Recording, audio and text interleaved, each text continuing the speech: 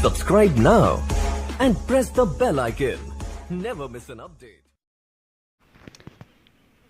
नमस्कार साथियों, स्वागत है सभी का इस चैनल पर जिसका नाम है स्टडी विद पीएन लोधा।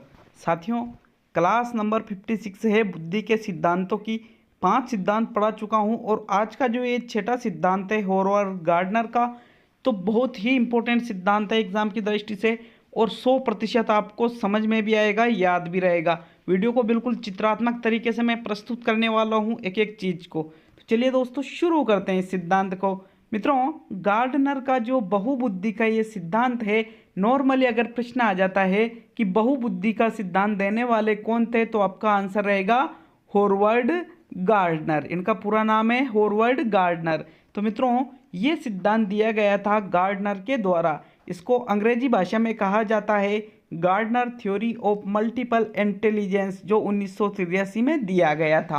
अब मित्रों, होता क्या है, मनोविज्ञान में शब्द चेंज होकर आते हैं, बड़े ही चेंज होते हैं। इतना तो कोई नहीं बदलता जितना मनोविज्ञान के शब्द एग्जाम में बदलते हैं।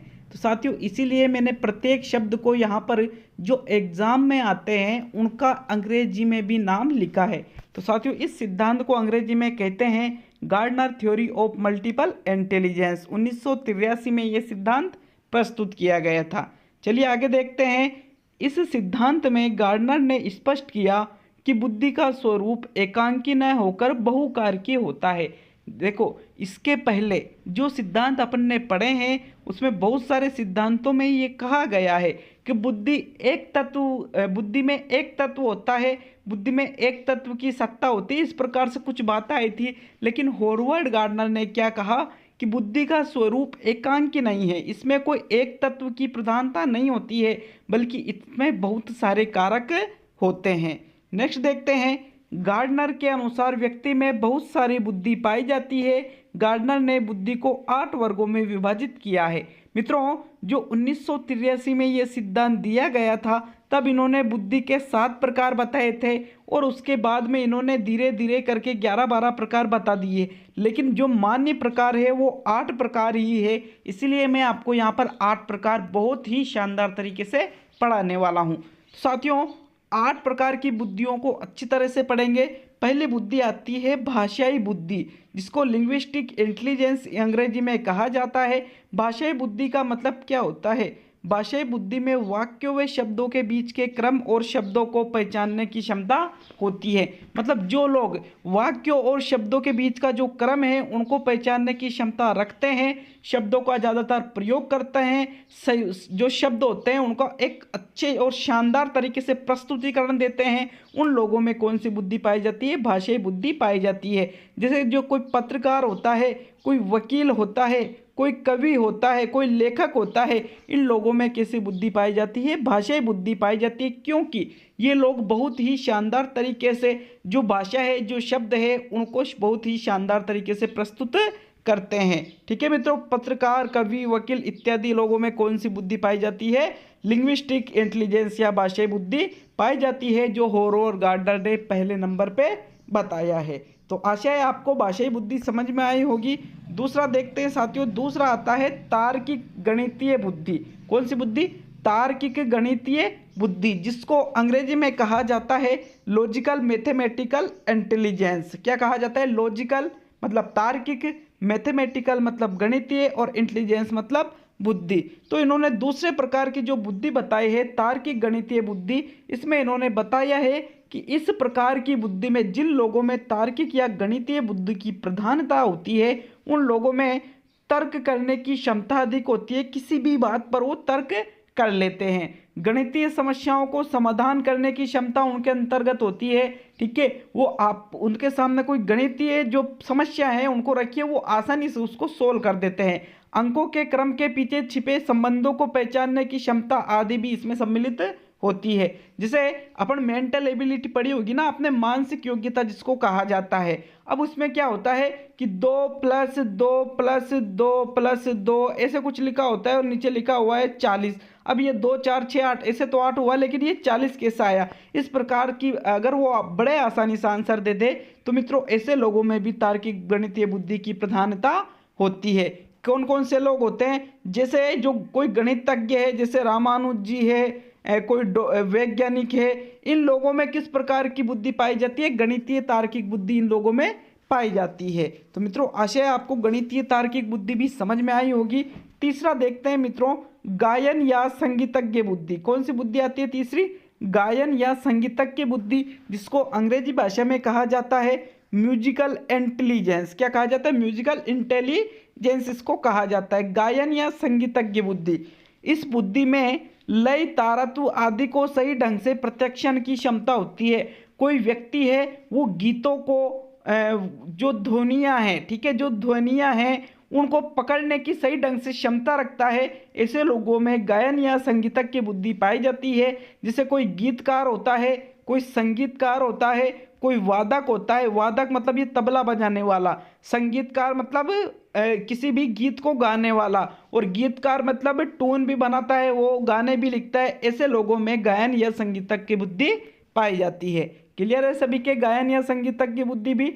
नेक्स्ट देखते हैं मित्रों, चौथे प्रकार की बुद्धि। चौथे प्रकार की बुद्धि आती है शरीर गतिमानी बुद्धि। शरीर गतिमानी बुद्धि को अंग्रेजी भाषा में बॉडी काइनेस्थेटिक इंटेलिजेंस कहा जाता है। तो शरीर गतिमानी बुद्धि के बारे में आप बहुत ही अच्छी तरीके से बताने वाले हैं। वीडियो अच्छा लग रहा है तो वीडियो को यार लाइक कर दिया करो, चैनल पर नहीं तो सब्सक्राइब भी कर दिया करो। अभी मैंने हिंदी और साइकोलॉजी का टेस्ट डाला है, उस टेस्ट को जरूर सॉल्व करना मित्रों। साथियों, शरीर गतिमानी बुद्धि की अगर मैं बात करूं तो इस तरह की बुद्धि में अपनी शारीरिक गति पर नियंत्रण रखने की क्षमता व वस्तुओं को सावधानीपूर्वक एवं प्रवीण ढंग से घुमाने और उपयोग करने की क्षमता सम्मिलित होती है। जैसे मान लीजिए कोई खिलाड़ी है, ठीक है, कोई खिलाड़ी है वो क्रिकेट खेलता है या कोई अन्य टेनिस खेलता है, तो बिल्कुल एक उसको जो शरीर के जो अंग हैं उन पर बिल्कुल कंट्रोल करना पड़ता है। जैसे एक खिलाड़ी को शॉट मारना है तो उसी तरीके से शरीर को कंट्रोल करना पड़ता है।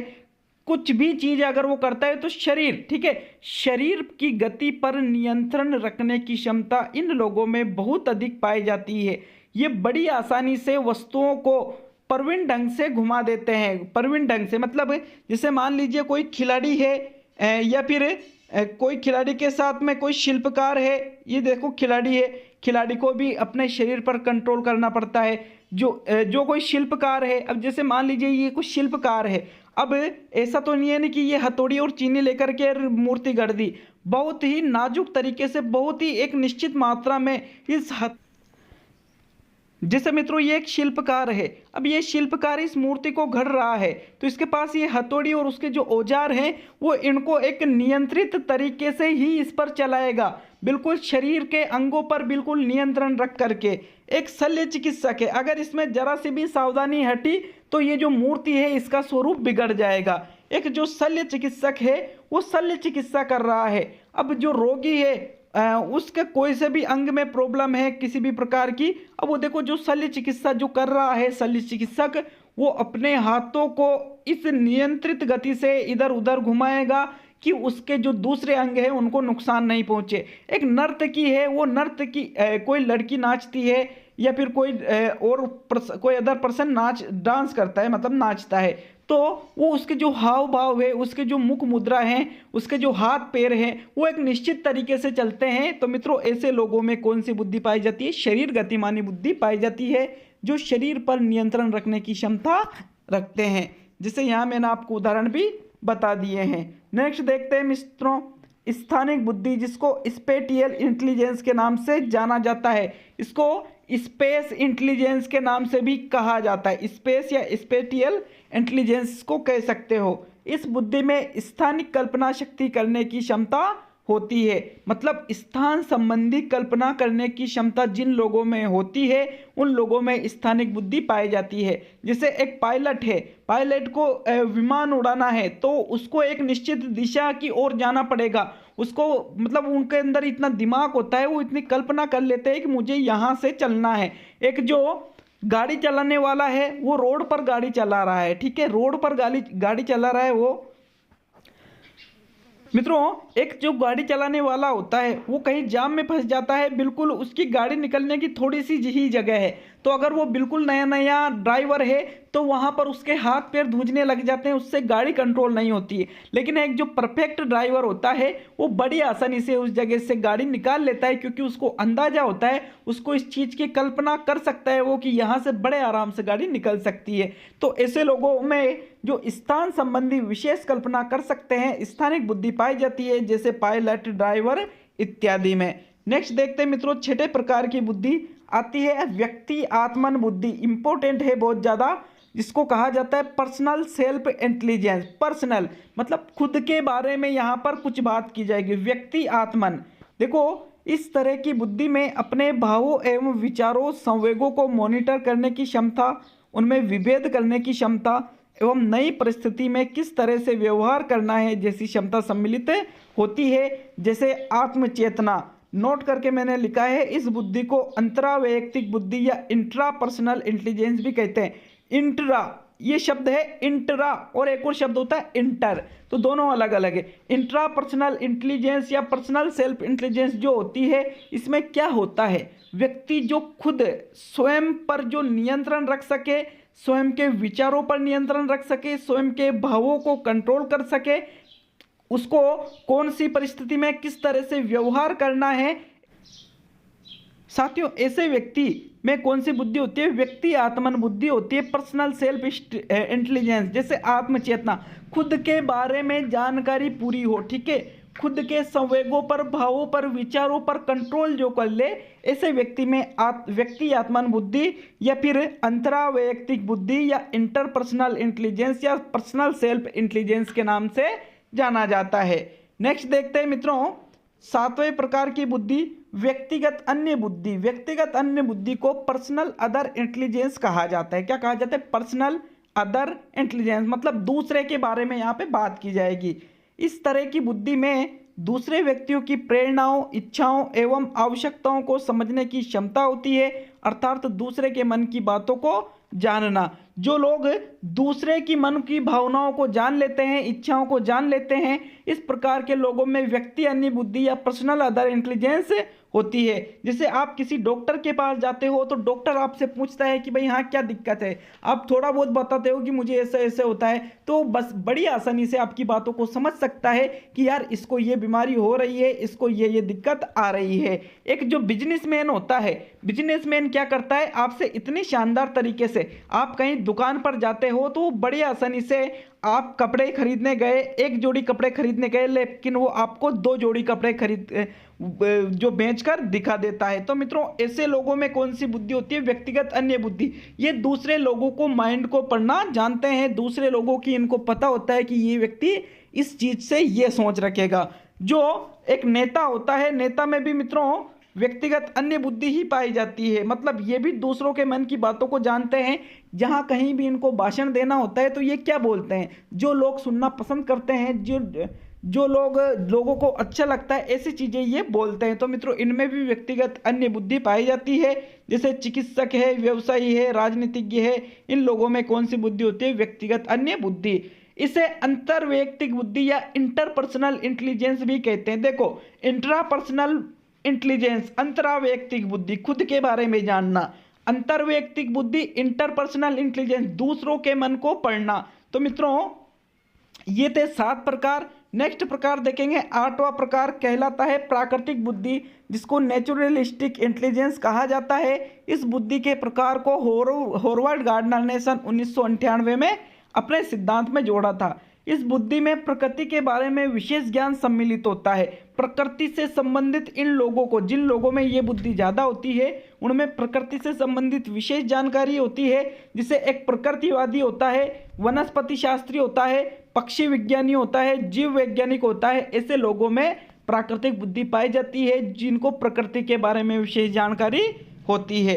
मित्रों, हॉवर्ड गार्डनर ने सन 2000 ईस्वी में अस्तित्ववादी बुद्धि जोड़ी इस सिद्धांत में, 2002 में आध्यात्मिक बुद्धि जोड़ी, 2004 में नैतिक बुद्धि जोड़ी। लेकिन ये जो जितने भी प्रकार की बुद्धि जोड़ी, ये 3 प्रकार की, ये मान्य नहीं हुई थी, इसलिए इस सिद्धांत में इनको नहीं पढ़ाया जा रहा है। ठीक है मित्रों, वीडियो कैसा लगा कमेंट करके बताना, अच्छा लगा हो तो शेयर भी करना, चैनल पर नए हो तो लाइक, चैनल को सब्सक्राइब भी जरूर करें।